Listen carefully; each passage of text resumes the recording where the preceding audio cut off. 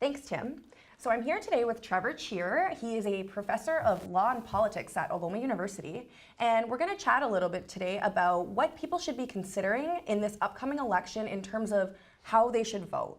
So, Trevor, what would you recommend to young people who may be voting for the first time in this upcoming election on June 7th? What kind of research would you recommend that people do to make sure they're prepared to make the right decision? Sure. Well, just to be clear right off the bat, I am not here to tell people how to vote or who to vote for, and it's important to consider that people have very different reasons for the candidates and parties that they choose. Some people vote for the capacities or virtues that they see in the local candidate. Some people vote for the party that they feel has the policy platform that they think benefits them the most, or reflects the values that they hold, or that they think would be best for the whole political community.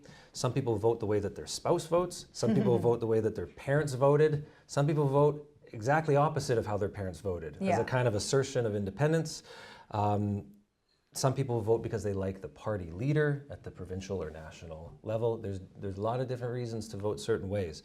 But what I think is important is to get to know, above all, the policy platform of the different parties. Right? Some people get overwhelmed by the choices come election time. I've heard it often said, I really don't know what the issues or the values that these parties stand for, so I don't think I'm going to vote. I don't feel prepared. And really, if they just spend 15 minutes, what they can do is go on each of the parties' websites. Each party has a website, just use whatever search engine you want, and go through the platform.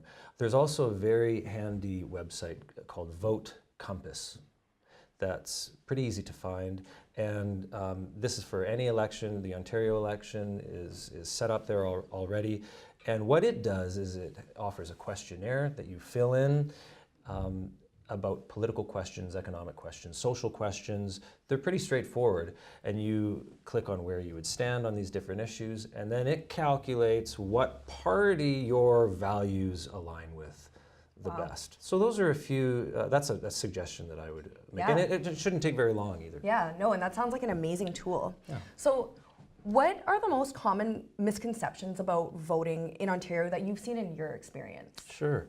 One misconception is that one vote doesn't make any difference. Some people don't vote for that purpose. But really, when we're talking about Ontario elections or Canadian elections, a few votes really can make a difference. Absolutely. These are not elections that are won by 1 million votes or by 20,000 votes. Often it's by a few hundred, right? I used to live in Alberta, and I remember Anne McClellan, the former Justice Minister, she was called Landslide Annie as a joke because she would win these elections federally by 15 votes, 12 votes, small numbers, okay? Yeah.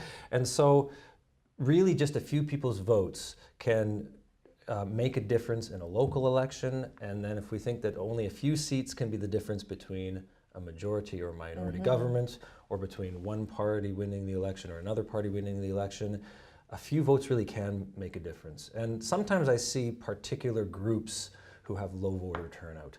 Young people, like let's say people under 25 tend to vote less, right? And really, if as a group they got out the vote, they could absolutely change an election result. The underlying message there is that I encourage people to get out and vote. Right. Another misconception is that minority governments are a bad thing. I don't think that minority governments are a bad thing. That misconception can lead to what you might call bandwagon voting, which we can get into later on.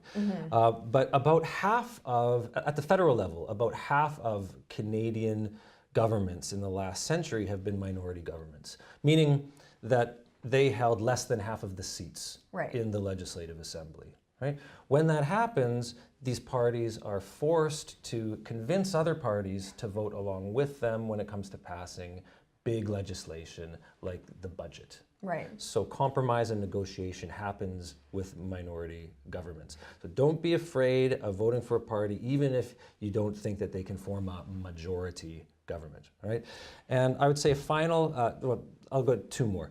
There's a misconception that voting is about picking the winner. Right. This isn't betting on horse races or betting on baseball, all right? You shouldn't feel pressured to try to predict who is going to win and then pick that party, all right? Much better to pick the candidate or platform that you like the best, Right. all right? And then finally, there's sometimes a misconception that you can separate the local candidate from the party and provincial or national party leader. I was talking to someone on a walk this morning. I dropped my kids off at school and was on a walk and met someone in the neighborhood, and they said, I like this local candidate, but I'm not sure that I like the leader of the party. So I don't know what to do. And I said, well, you know, a vote for the local candidate ends up being a vote for Right. the party leader, particularly in a parliamentary system. All right? Right. It's a little different in the United States, okay? But the person who ends up being the premier is the leader of the party that gets the most local seats won. So I would just encourage people to be aware that they're voting for a local candidate and a leader of that same party at the same time. And those two things come hand in hand. Well, They do. Thank you so much, Trevor. That's all the time we have. And stay tuned for some more news coming up on TV.